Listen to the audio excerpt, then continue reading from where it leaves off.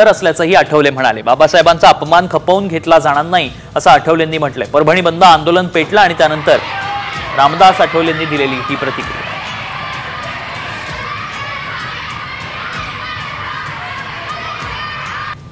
परंतु आंबेडकर अनुयायांनी आरपीआयचे आंदोलकांनी शांततेने आंदोलन करावं किंवा त्यांनी आता आरोपी पकडलेला असल्यामुळं त्यांनी शांत राहावं अशा पद्धतीने त्यांना आव्हान आहे आणि या घटनेचा मी तीव्र निषेध केला। त्या पुतळ्यांची विटवणा होऊ नये आणि बाबासाहेबांच्या पुतळ्याची तर अजिबात होऊ नये।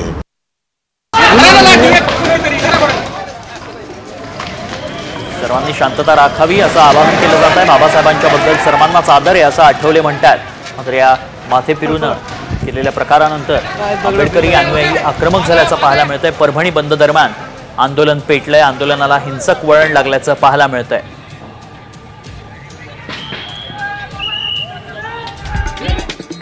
महत्त्वाची बातमी आहे।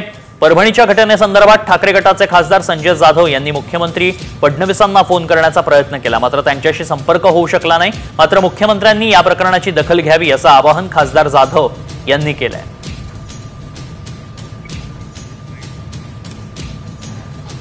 या ठिकाणी पोलिसांना मी या ठिकाणी दोष देऊ इच्छितो की ह्यांनी हा प्रकरण हाताळताना कुठेतरी निष्काळजीपणा केला आहे। मी सकाळी देवेंद्र फडणवीस साहेबांनाही फोन केला, त्यांच्या पीएनी त्या ठिकाणी कोणीतरी फोन उचलला आणि तुम्ही ह्या नंबरवर बोला म्हणला आणि तो नंबरही मला पाठवला नाही आणि मी त्यांच्यापर्यंत ही गोष्ट पाठवू शकलो नाही।